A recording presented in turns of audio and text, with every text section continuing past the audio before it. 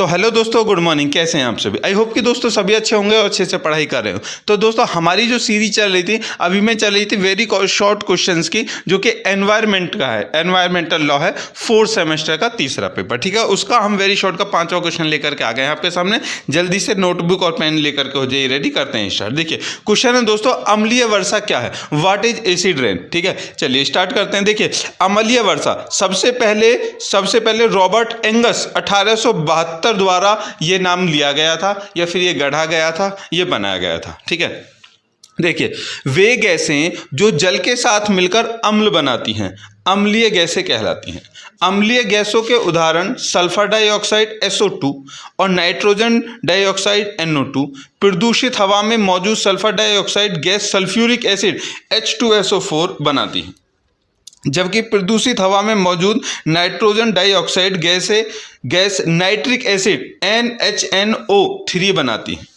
हवा में मौजूद सल्फर डाइऑक्साइड और नाइट्रोजन डाइऑक्साइड से बनने वाले अम्ल जब बारिश के पानी में घुलकर पृथ्वी पर गिरते हैं, मतलब कि बारिश के साथ में जब बारिश होती है तो उनके साथ में मिलकर के ज़मीन पर आते हैं, तो हम इसे अम्लीय वर्षा कहते हैं।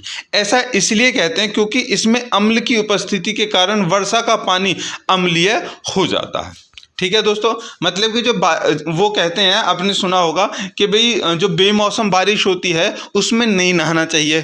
ठीक है, और जो मौसम की बारिश होती है, मतलब जो बरसात का सीजन होता है, जब उसमें बारिश होती है उसमें खूब मजे से नहाओ। तो उसका रीज़न यही है दोस्तों कि जो बेमौसम जो बारिश होती है, वो जो बारिश बूंदें जो गिरती हैं उसमें बहुत सारी दूषित गैसें होती हैं जो हमारे शरीर पर पड़ती हैं और उसको नुकसान पहुंचाती हैं। ठीक है, उसी को बोलते हैं रेसिडेंट एसिड रेन। ठीक है दोस्तों, चलिए थोड़ा सा और आगे इसको हम समझाने की कोशिश करते हैं। देखिए वायुमंडल से ये अम्ल पृथ्वी पर दो रूपों में जमा होते हैं, अर्थात गीला और सूखा।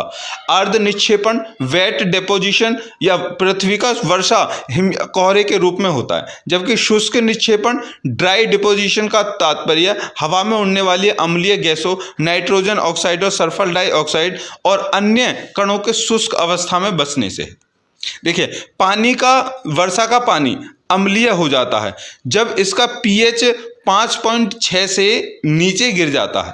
वास्तव में स्वच्छ या प्राकृतिक वर्षा का जल pH 20 डिग्री सेल्सियस पर 5.6 होता है, क्योंकि पानी में कार्बन डाइऑक्साइड 2 के घुलने से कार्बनिक एसिड बनता है। ठीक है दोस्तों, मतलब कि जो शुद्ध जल है उसका pH मान कितना होता है? 5.6 होता है, और जब 5.6 से वो नीचे चला जाता है तो वो अम्लीय हो जाता है, और 5.6 से जो ऊपर चला जाता है तो वो क्षारीय हो जाता है। ठीक है, ये आपने साइंस में पढ़ा होगा। ठीक है, चलिए कोई बात नहीं पढ़ा है तो अब पढ़ लिया। देखिए अम्ल वर्षा के प्रभाव, देखिए जो एसिड रेन होता है उससे क्या क्या नुकसान होते हैं। देखिए यह विशेष रूप से संगमरमर से बनी इमारतों को बिगड़ने का कारण बनता है, उदाहरण ताजमहल जैसे स्मारक। अम्ल वर्षा के कारण होने वाले जंग के परिणाम स्वरूप कैल्शियम और मैग्नीशियम सल्फेट को क्रिस्टल बनते हैं। ठीक है, जो हमारा ताजमहल है, ठीक है, आगरा का, उसमें क्या हो रहा है, वो उसका जो कलर है वो फेड होता जा रहा है। ठीक है, फेड होता जा रहा है कलर, तो उसका रीजन यही है एसिड रेन।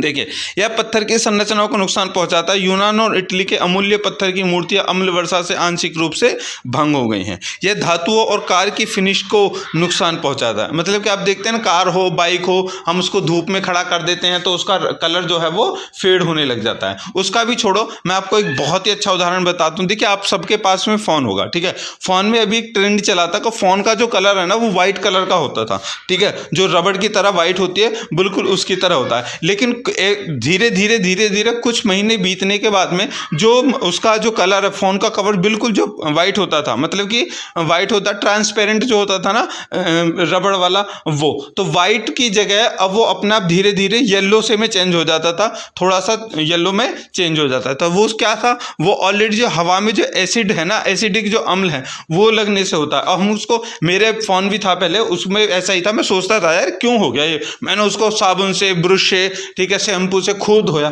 लेकिन उस पर कोई भी असर नहीं हुआ। इट मीन्स कि उसका ऑटोमेटिक ही चेंज हो गया, वो एसिड रेन की वजह से हुआ था। ठीक है दोस्तों, चलिए आगे। झील के अम्लीकरण के जलीय जीवन विशेष रूप से मछली बुरी तरह से प्रभावित होती है। मतलब कि जो पानी में जो रहने वाले जीव हैं उन पर भी यह बहुत ज़्यादा असर डालता है।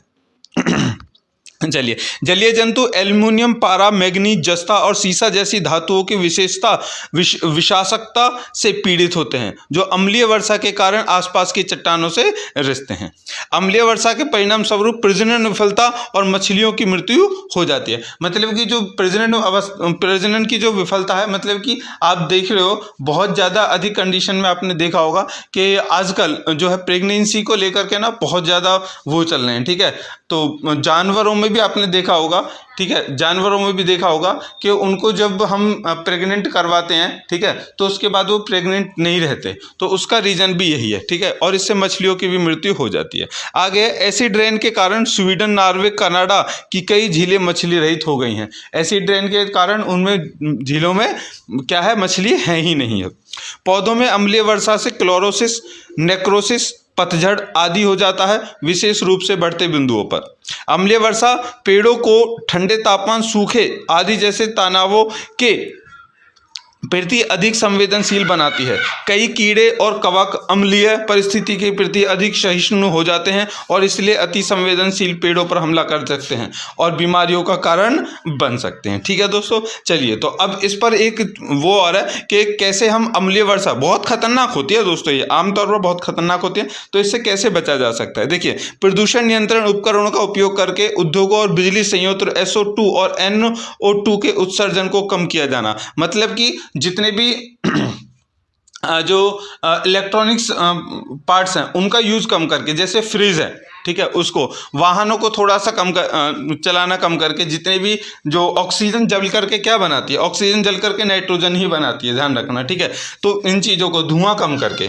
आगे है, अम्लीय वर्षा के प्रतिकूल प्रभावों को ठीक करके झीलों और मिट्टी को सीमित करना चाहिए। पीने के पानी के लिए पानी के पाइप के अंदरूनी हिस्से में अक्रिय बहुलक की एक सुरक्षात्मक परत का लोप भी लगाया जाना चाहिए, तब जाकर के कुछ कंट्रोल हो सकता है। ठीक है दोस्तों, चलिए तो मिलते हैं नेक्स्ट वीडियो में, क्योंकि ये तो बहुत ही इंपॉर्टेंट क्वेश्चन, ये शॉर्ट में और वेरी शॉर्ट में देखने के लिए आपको मिल सकता है। ठीक है दोस्तों, चलिए तो अब मिलते हैं।